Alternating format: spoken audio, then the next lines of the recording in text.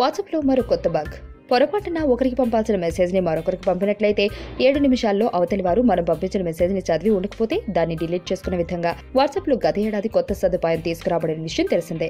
చాలా మంది ఈ ఫీచర్ని ఇప్పటికే విరివిగా వాడుతున్నారు కూడా. అయితే మన ఫోన్లో నోటిఫికేషన్స్ ఎనేబుల్ చేసుకుని ఉన్నట్లయితే ప్రతి వాట్సాప్ మెసేజ్ ఓ నోటిఫికేషన్ వస్తుంది కాబట్టి పాత నోటిఫికేషన్లు వెలికి తీసే అప్లికేషన్ల ద్వారా డిలీట్ చేయబడిన వాట్సాప్ మెసేజ్ను కూడా తిరిగి రప్పించవచ్చు. దాంతోపాటు ఈ డిలీట్ ఫర్ ఎవ్రీవన్ అనే సదుపాయంలో మరో కొత్త బగ్ బయటపడింది. మీరు ఏదైనా వాట్సాప్ గ్రూప్కి పంపించిన మెసేజ్ని ఉపసంహరించుకోవడానికి కూడా డిలీట్ ఫర్ ఎవ్రీవన్ అనే ఆప్షన్ను వాడుకోవచ్చని తెలిసిందే. అయితే మీరు పంపించిన మెసేజ్ని మొదటి 7 నిమిషాల్లో ఎవరైనా ఆల్రెడీ క్వైట్ చేసి ఉన్నట్లయితే ఒరిజినల్ మెసేజ్ అయితే డిలీట్ అవుతుంది, కానీ క్వైట్ చేయబడిన మెసేజ్ మాత్రం డిలీట్ అవ్వదు. అది కోటెడ్గా కనిపిస్తూనే ఉంటుంది. వాట్సాప్ అప్లికేషన్ క్వోట్స్ని మునుపటి సంభాషణలకు కొనసాగింపుగా పరిగణిస్తుంది కాబట్టి ఈ సమస్య తలెత్తుతుంది. దీనికి వాట్సాప్ ఏదైనా పరిష్కారం చూస్తుందేమో వేచి చూడాలి.